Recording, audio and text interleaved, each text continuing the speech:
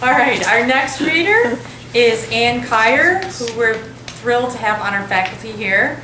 Her recent work in poetry and nonfiction appears or is forthcoming in the Kendrick Review, the Gettysburg Review, Bellingham Review, Alaska Quarterly Review, Paradigm, Under the Sun, and other venues. Yeah, just some, run-of-the-mill magazines, not biggie.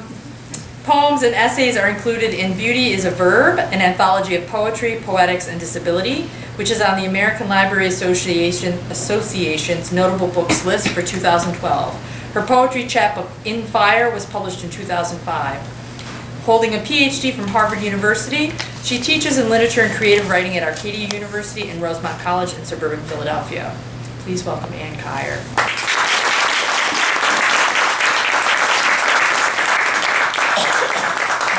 I must say, it's always a great treat to read with such utterly talented people. It was a wonderful story. And how nice to see Eric back and with his book. This is marvelous. This is very exciting for a teacher. I'm moving this back because I'm always too short to be seen.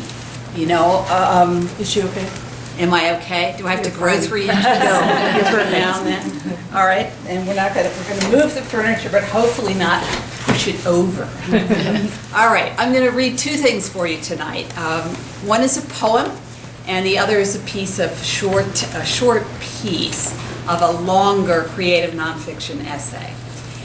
The poem is about to come out in the Still Point Arts Quarterly, which is a nifty magazine which you can get in Barnes & Noble. You can actually walk your mother down there and say, look, this is mine, in Barnes & Noble.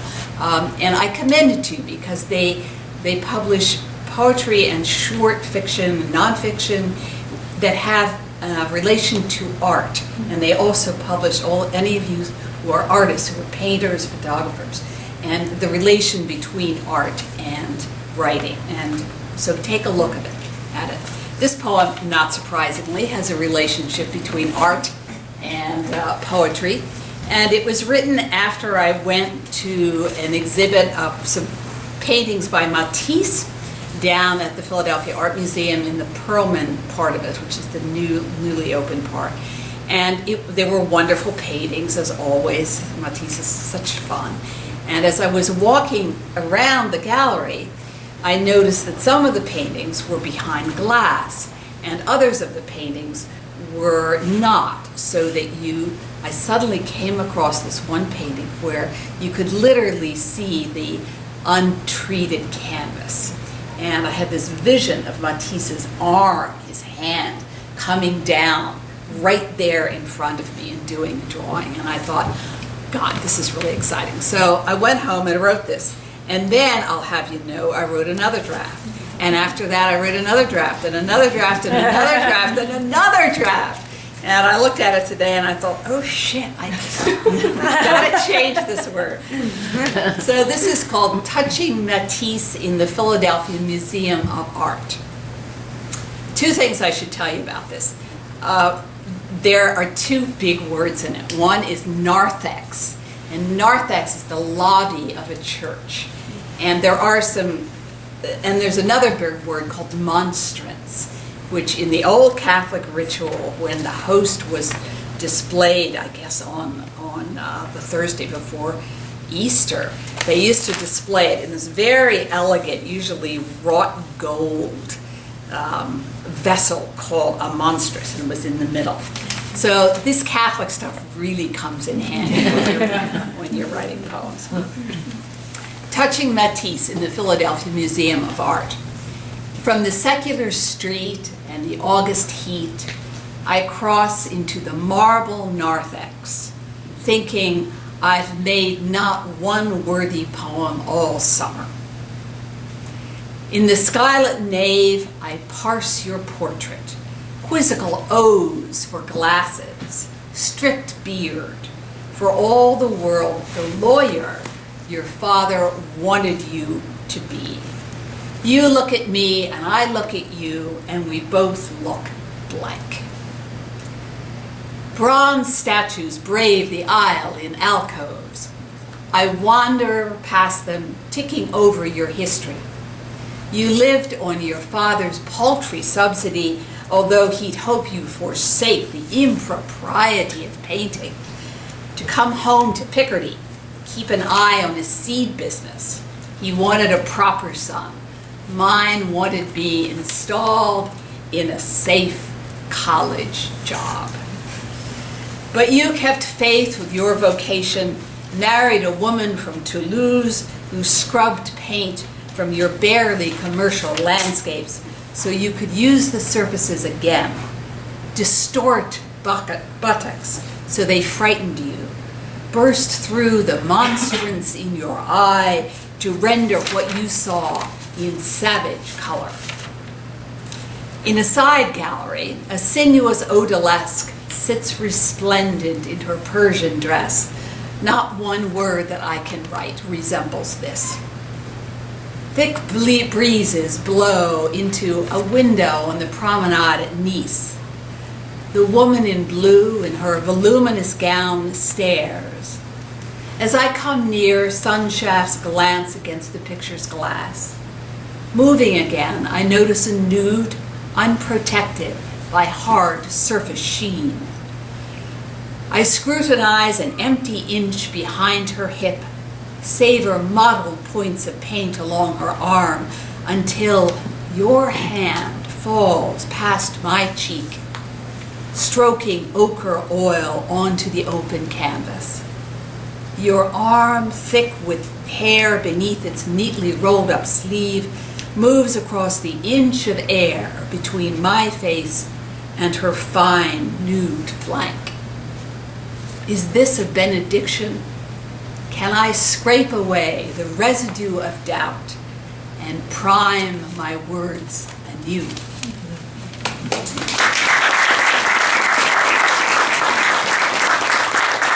I love reading biographies of painters because they go through a lot of what writers go through. So you can identify with them, but there's no schadenfreude because after all, they're painters, and so they're not doing what we do. This is the first part, about 3 double-spaced pages, of an essay that I wrote this last summer, and it has to do with a trip to the Shrine of Lourdes in southern France. You guys know about Lourdes? Yes, the Catholics in the group, I'm sure. Remember the Song of Bernadette? Anybody gone to see saw the Song of Bernadette, this ancient movie with Jennifer Jones is in it? Anyway, Bernadette was a saint, and in 1858, she saw what she believed to be a vision of the Virgin Mary way down in southern France. And ever since then, people with various illnesses have gone to Lourdes in the hope of a cure, and there are lots of people who have found cures there. So when I was 11, little heathen that I wasn't when I was 11 until this trip, I was taken to Lourdes by my parents, who were wonderful people, and they were believing Catholics, and they thought that maybe if we went to Lourdes, that Anne would get cured from her skin problem. So I went, and this stayed in my mind for years. And last summer, I went back there, and I had to eagerly tell you that I only went for 2 days, and I met a friend afterwards in Paris, so it would be real vacation. I could drink a lot of French wine. And I was very nervous about going. I didn't know what this was going to be like, but it was not as bad as I thought it was going to be. And I wrote about that experience in an essay, which I really worked to keep to under 6,000 words. And it's in 5 or 6 different pieces. I'm only going to read the first piece tonight. It goes back and forth from this childhood journey to the journey that I took last summer to other times in the past. And it's not linear, but I hope that it has an emotional progression in it. And I was so confused when I was writing this essay that one night I took all the parts out and I spread them out on my dining room table. You're nodding your head, you've done this too. And shuffled them around. And that kind of was how I came out with the final structure of it. So this first part is when I was a child and I was taken to France with my brother, and You have to do a lot of research for these stories that are set, many, many years ago. But the fun part of this is that there's a scene in which my brother is looking back for Phillies scores, because he used to read the International Herald Tribune, because he was a Phillies fanatic. So I decided that I really had to get this right. And I found out that up in New York, in the public library on 42nd Street, they have back issues of the Herald Tribune. So I did a research trip to New York and read the issues of the Herald Tribune so I could get the precise thing that my brother would have been reading. So it's always fun to do this. So this is called Lord Water. Red plastic sunglasses shaded my lashless eyes as I tiptoed in my Buster Browns, squinting at the vast esplanade of Lourdes. There wasn't a tree in sight. A foot above me, my father had taken off his seersucker suit jacket. Sweat drifted down from his armpits. He pinched a bit of fluff from my mother's shiny hair. We stood in line to visit the grotto where St. Bernadette's spring rose out of the rock. Maybe they'd hoped that I'd be cured before the 7th grade. Gingerly walking on the balls of my feet, I tried not to put pressure on my heels where tight skin had pulled apart fissures which bled a little. Mother fished in the pockets of her blue linen skirt and pulled out a paper fan. Here, honey, try this. I patted her hand as I took it. Breezy, I said, breezy, thanks. With the sun stinging my back, heat began to build in my chest, pulsing against my plate-like skin. My body wouldn't let me sweat, but the fan's tight breeze felt cool. Pilgrims jammed the thick procession. After a while, I poked my head out to see how many people were ahead of us. The line bulged here and there with boys in short pants and Italian women in mantillas. It seemed endless. Eddie, my twin brother, crackled the Herald Tribune, hunting for baseball scores. Leaning down, my mother put her hand on his smooth arm, pushed her head into the open paper, and asked about their beloved Phillies. He told her the Phils just beat the Dodgers in a doubleheader, and then he grinned up at them. They were the athletes in the family. I could hear her silk shirt shimmy while she hunted for National League stats. My father read his train timetable. Maybe he'd figure out how to get us out of there faster. Eddie whipped his itinerary out of his back pocket, unfolded the legal-sized paper, and showed me the typewritten schedule. Tuesday, July 9th, 1957.